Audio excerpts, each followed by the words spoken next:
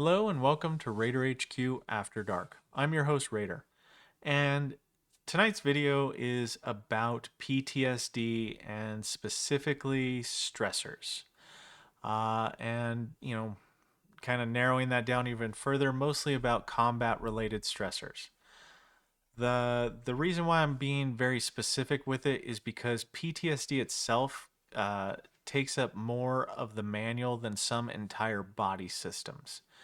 There are very unique niche manual references that are associated with PTSD that would make covering the entirety of it maybe a 4-hour endeavor. So I'm going to spare you all that. Now, I've got a little bit of a sore throat tonight, so I'm going to be pausing the video every once in a while to cough. So if it's a little disjointed, that's why. All right, so let me go ahead and share my screen. So starting out, we kind of do a definition under 841A 1B. And it kind of talks about what is a PTSD stressor.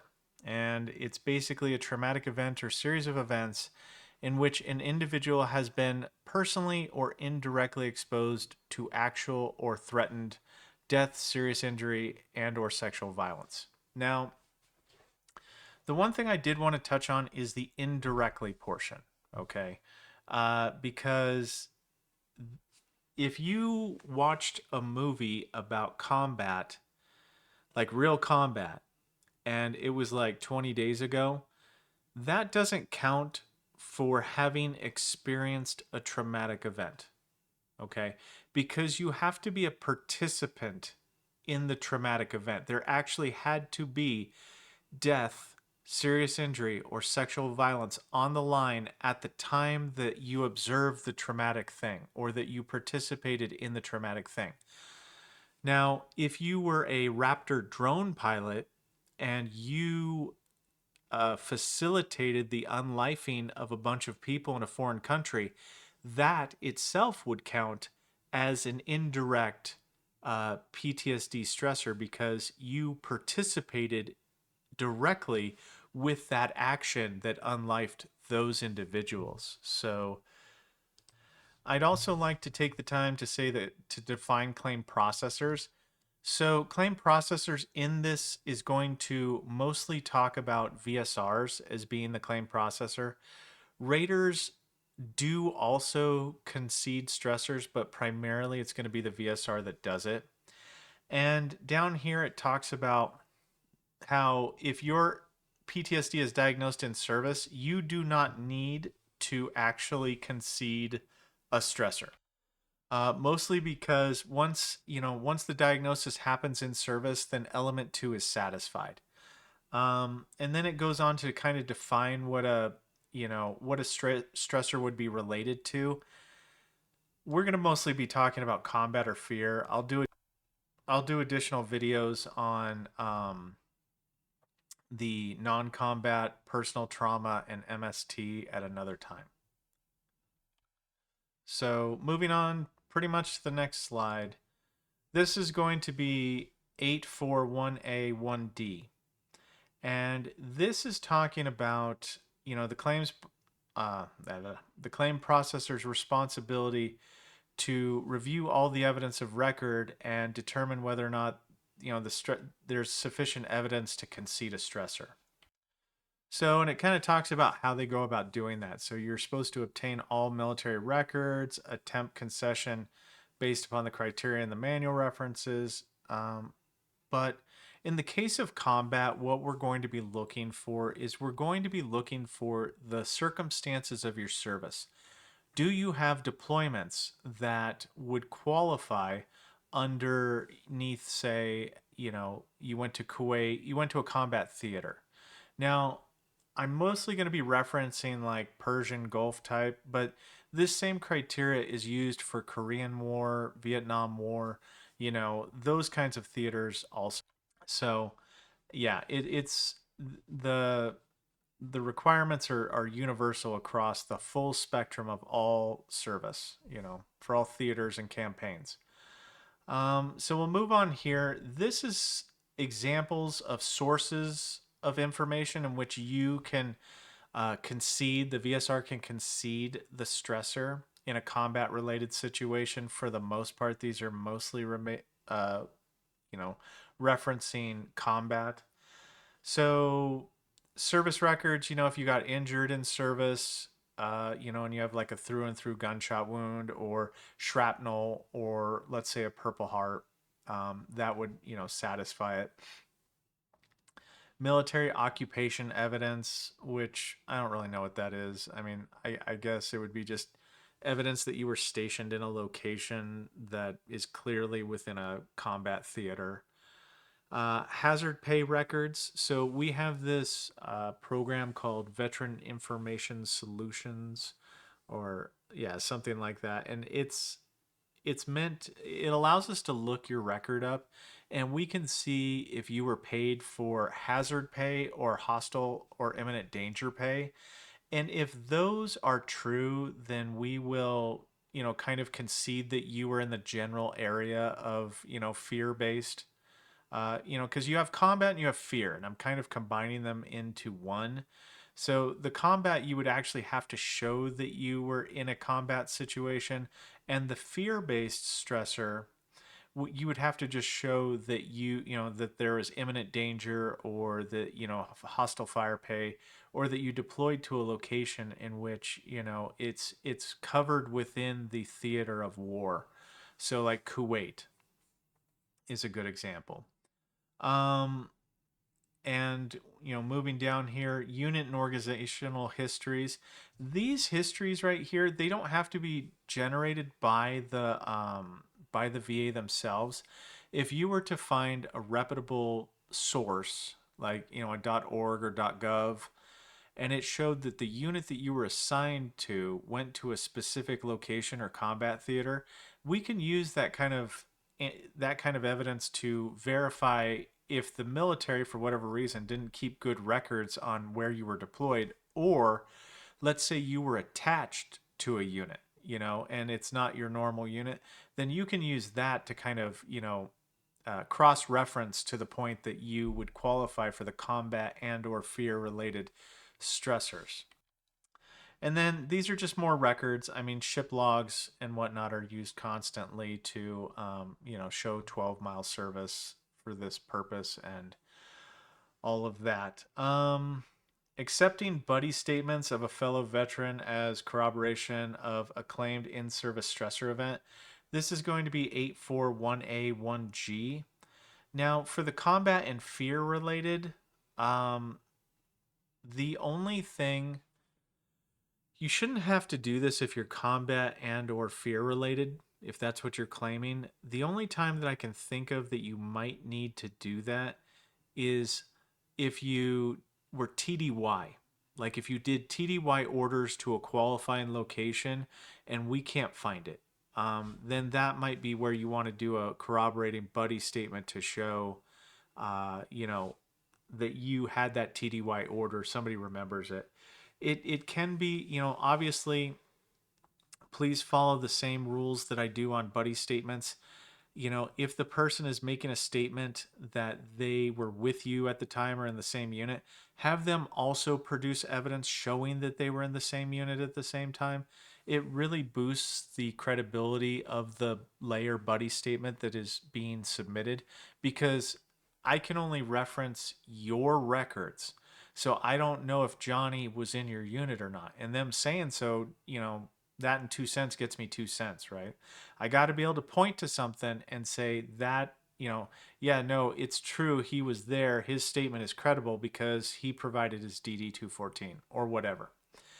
So moving on, um, here we have 841A2H, when stressor development is necessary. So this comes down primarily to when you submit your claim.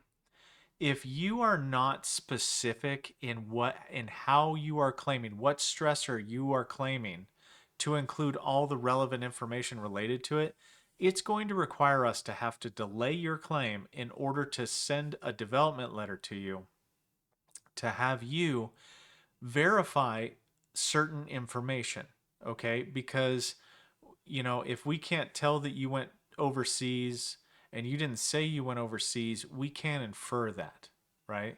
However, in this particular time period for the VSR, if we can see you went overseas, we will assume, if we can see that you went overseas to a combat zone, we're going to assume that you're doing fear-based, and we don't have to necessarily send out for this development. But as you see right here, and this applies to all PTSD stressors, if you are not if you don't enclose a VA form 21-0781 and you don't provide enough specific details about your stressor, it's going to delay your claim at a minimum 30 days, a minimum. So it is important to front load your claims as best you can with as much information as you can. Now, I will say this from a rating standpoint. If you are a fear-based or combat-related based claimant, if you're claiming PTSD due to those two things, I'm going to say that less is more.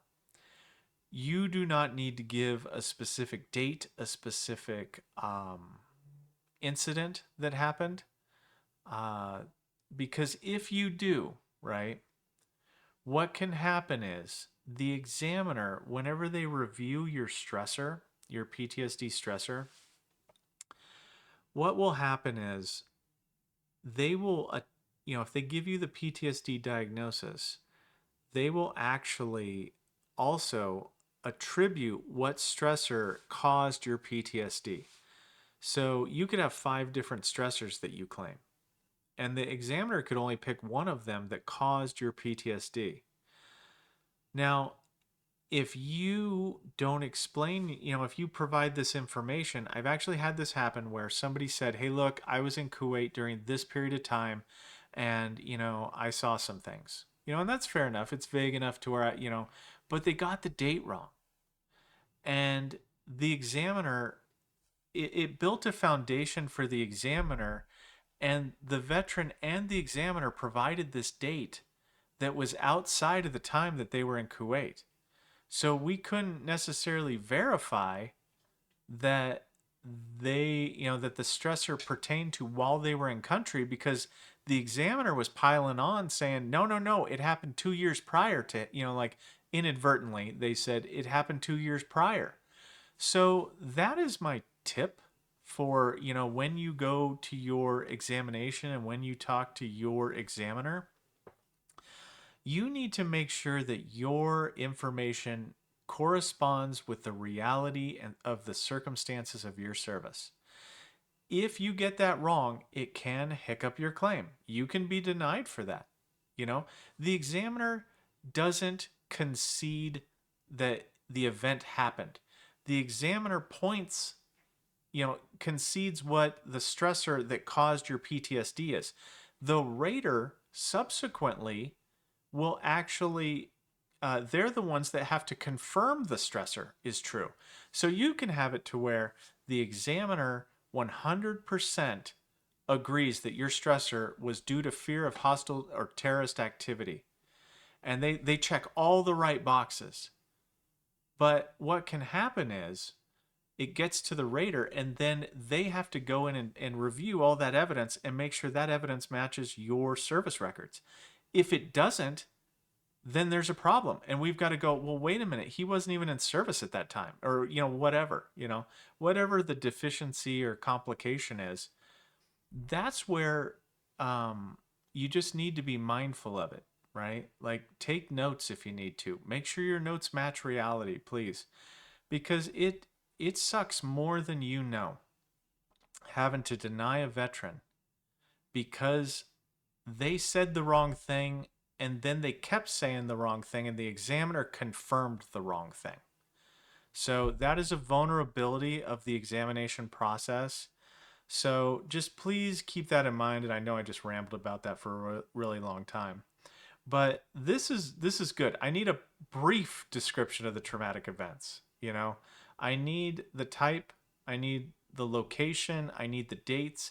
These are all things that 841A2H. When you do a claim submission for PTSD, you should include this form. You should include these things. What type of in-service traumatic events? If you're combat or fear-based, you will say one of the two. My PTSD is due to combat. My PTSD is due to fear of terrorist, hostile military or terrorist activities. Um, I will kind of jump the shark and say that fear-based had a liberalizing law in 2021. So fear-based PTSD is a semi presumptive when it comes to getting an exam. So if I can show that you were in like Kuwait or Vietnam or wherever you were during a period of war, and you just claim PTSD, you're pretty much going to get an exam. Other mental health conditions, you have to provide a symptom. You've got to prove a diagnosis. But to get an exam, if you're doing fear based, you can get an exam almost automatically if you have the qualifying service. Now, another tip, okay, is if you have fear-based PTSD and you were diagnosed before 2021 and you get granted under the fear-based stressor, you can get a year earlier effective date due to the liberalizing law that was in 2021 for fear-based. Whenever they kind of generated fear-based as a new type of stressor, so it's just something to keep in mind if you have PTSD, and you haven't filed yet, but you have a diagnosis, you really want to stress that when you file your claim. So that way you remind the rater that, hey, look, I do get an earlier effective date for my fear-based PTSD stressor because I was diagnosed in, like, say, 2019 with PTSD. So moving on, again, now talking about combat. Okay, so this is what I mean by the manual. Like, the manual will murder you with the definitions for PTSD. So engaging in combat, what does that mean? So you really honestly, like, they get down and dirty with this, where they start talking about, like, it includes the presence during such events at, either as a combatant or service member performing duty in support of combatants, such as providing medical care to wounded in a combat, like, it just kind of defines things. They get really weird with this. So what's really bizarre is there are qualifying locations for fear-based, like fear of hostile military or terrorist activity. So one of the things that I just disagree with down to the core of my bones is a while ago, like quite a while ago, we had that terrorist attack down in I want to say Fort Hood, where the person they did some bad things with a firearm down there. And what happened was those individuals tried to file for PTSD, like the survivors of it, the military survivors tried to file for PTSD due to that, a terrorist, a literal radicalized service member. And unfortunately, they couldn't be granted under that quasi presumptive fear based, and they argued that, well, that person's a terrorist. They're clearly a terrorist. They're a radicalized individual. But we couldn't grant them because it was on American soil. So the location to which you are experiencing the fear of hostile military and or terrorist activity matters, because if it's in a non-qualified location, then we can't give that one to you. So what ended up happening to them is the individuals that filed for it had to file for it under personal trauma, as if, some random person shot at them and not a terrorist shooting at them, which I found very disheartening. I didn't have any contact with those claims, but it is something that has been taught to us. So it rubbed me the wrong way ever since I heard about it. So, and then below that, we have in 841A3F, fear of hostile or military terrorist activities definition. Okay. So the veteran experienced, witnessed, or was confronted with an event or circumstance that involved actual or threatened death or serious injury, or the threat to the physical integrity of the veteran or others. And this is key now. And the veteran's response to the event or circumstance involve a psychological or psychological state of fear, helplessness, or horror. And it provides some examples, right? IEDs, incoming rocket mortar fire. Um, but yeah, there is a provision that kind of says that you have to be at a location where the the individuals have to also be like terrorists. They have to be labeled as terrorists by the government at the time of the incident. So, like Hamas, or they're a terrorist group. Uh, those individuals. Like if something were to happen related to that group, then that would count currently. So, yeah, it's really weird, all the weird restrictive rules that we have about this. And moving on, when to concede a stressor. Okay, and I'm going to hurt your soul here in about 10 minutes. Well, not 10, but maybe two. Um, so we have to concede a stressor when the veteran received one, like for combat. So this is going to be for combat only. The veteran received one of the combat decorations, so a cab or a car or whatever the combat decoration is for your branch. If you received one of those, then we concede the stressor. Very easy, very clean, neat. There's not a lot of research that needs to go into that. That's where you'll see fast turnover on PTSD claims. There's also other credible supporting evidence that the veteran engaged in combat. These can be, medals, associated with it. This could be hostile fire pay. This could be, mostly cars or cabs. But yeah, if the veteran does not expressly state the nature of the stressor, this harkens back to whenever I first started talking that if we will assume the stressor is combat related if the veteran received one of these combat decorations. So that's why I keep saying less is more, is because you don't need to bowl us over with information if you've got like a combat action ribbon or whatnot. Like just go ahead and go with that. Um, and establishing a stressor related to the fear of hostile military activity. So this is 841A3K. Concede a stressor when the veteran's DD214. It just tells us how to go about finding the information. Um, but this is the key part right here. Fear-based cannot be met. Okay, so you cannot meet criteria for the anticipation of a future deployment to a location of a hostile military or terrorist activity. So if you almost deployed somewhere, yeah, that could have been scary, but it doesn't count to meet the criteria for this quasi presumptive fear based, nor does learning of the death of another person.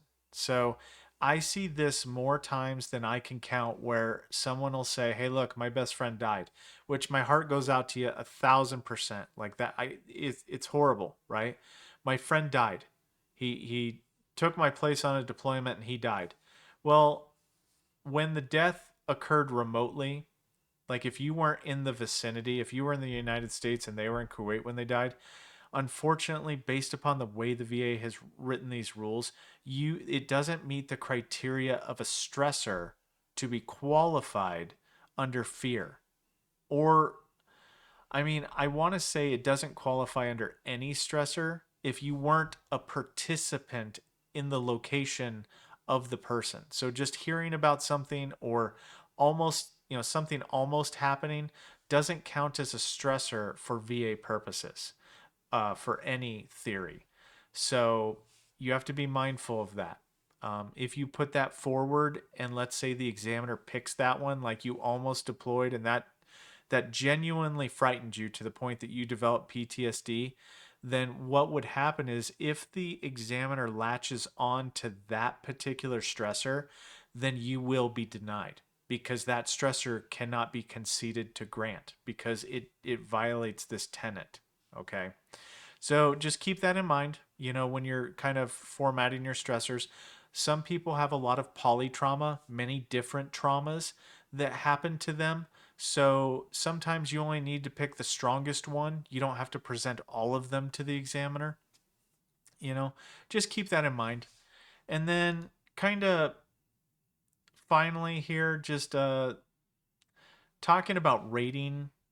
Uh, Once again, I'm trying to be brief because I'm already at 25 minutes, for the love of mercy. The requirements for establishing service connected connection for PTSD from in-service stressors, or basically the rater's responsibility. And I'm just going to kind of ignore this reference because it doesn't really line up with what I was saying. The rater's responsibility in this particular situation when we're conceding stressors is the rater double checks what the VSR did, and the rater double checks what the examiner provided, because the VSR orders the exam, but they typically don't review the claim after the exam has come back, so they don't review what the examiner said. So it's up to the rater to have to, review what the veteran claimed, how they claimed it, and then contrast that with the in-service, well, not the in-service, the DBQ's stressor statement, and which ones the examiner check the box for this contributed to the diagnosis of PTSD. What can happen with your claim is sometimes you will put one thing on your VA Form 21-0781 to report a stressor, and then the examiner will flesh out like a different stressor from you. And oh, buddy, let me tell you, that is not ideal. And the reason why that's not ideal is because I, at that point in time, have to kick it all the way back to development. And then they have to start over. Now, one thing I wanted to say about this, hold on just a second. Had to cough again. So, one thing I wanted to say is that when it comes to combat and it comes to fear related, this is the demographic of veteran who may have had super secret squirrel stuff, right? Like top secret missions and whatnot. If you are the veteran who had a top secret mission in which or secret mission in which your PTSD manifested from, then you need to say in your documents the least amount as possible to convey that, hey, look, my PTSD stressor happened during this time period and it is classified. And no information, like maintain the requirement of classified information, because what happens is when that's the case, right?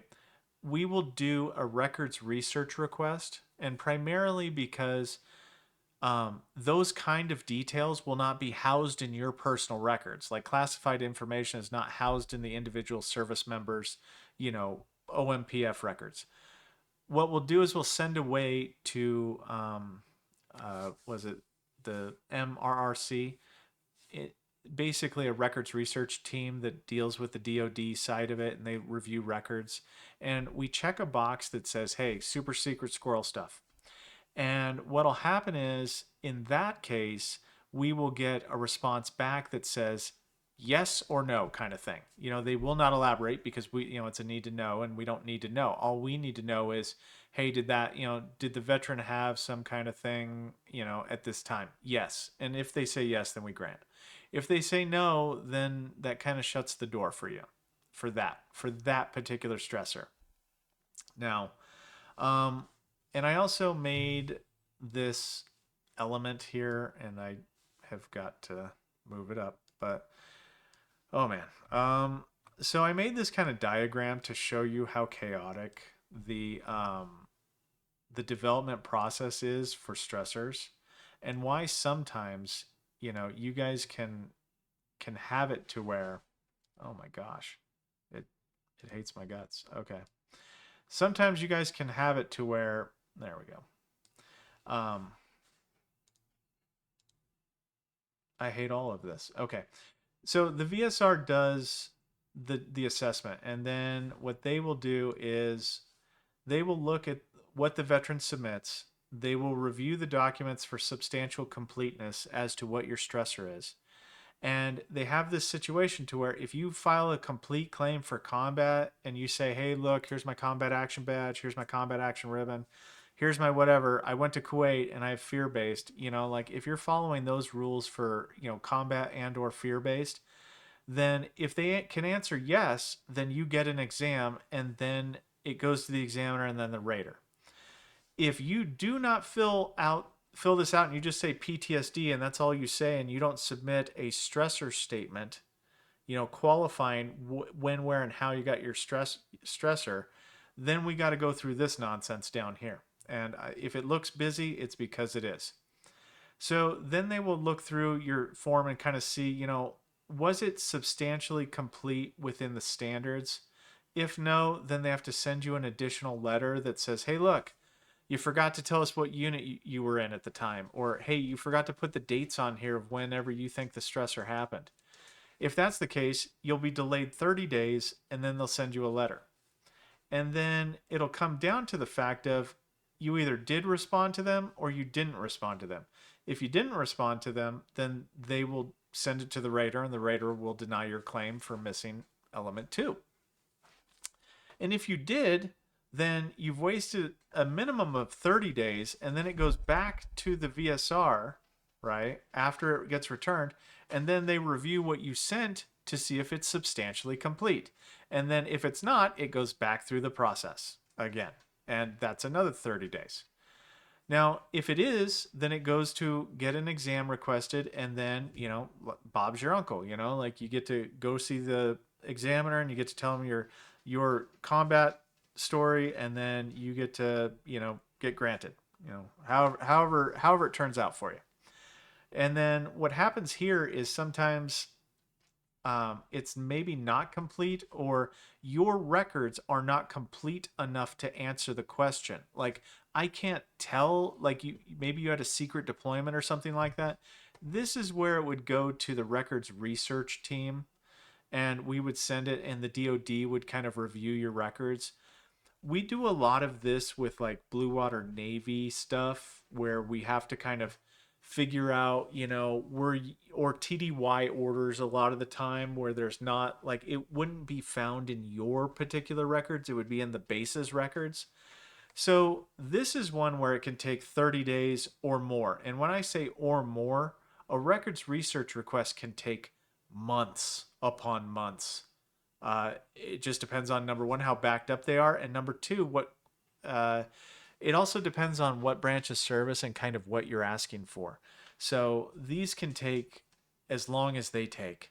So it can delay your claim. And sometimes in this category, it's not your fault, right? Because you don't have those records. You have to go through the military to get those records. So it's kind of a hurry up and wait situation. Now, if the records research team comes back and they say yes, that yes, we concede the stressor, then you get an exam, and then, you get potentially granted or denied based upon what the examiner says. Now, if the records research request comes back and they say no, then it's going to the rater, and the rater is going to deny you for missing element 2. And I know that this was very convoluted for this one, but you have to understand that, oh man, the regulations for this are vast and long. But for the combat individuals, I'm just going to summarize. When you submit for combat and or fear-based, you need to explain, hey, look, I was in combat. I got a combat action ribbon for my deployment to so-and-so for this date range. Good enough. That'll get you an exam. What happens at the exam, that's between you and the examiner. But, if you say something that kind of breaks logic, or the worst thing that happens is, and I'm not coaching anybody to say otherwise, but one of the worst thing that happens is you get an individual that all they would have to do is say, yeah, I had fear from, taking small arms fire, like who wouldn't, Well, what they do is they actually go, oh yeah, you know what? My wife left me during that time period. Okay. And if you remember anything that I tell you guys, right? What's the golden rule? You have to convince an examiner to a 51% degree. Well, if you provide them an alternative etiology or cause to your PTSD, you can convince them into denying you. because that's what would happen, like your spouse leaving you would then transition to personal trauma. And then it's not a guarantee that you would get granted for that, because you'd have to show symptoms at that time, and there's no life, limb, or eyesight. There's no bodily harm or death, unless there is. I mean, like extenuating circumstances being what they are. But anyway, I just wanted to throw that out there. I know this probably isn't my highest quality video, but it's very complex, as you can tell by my little squiggly line screen here thing.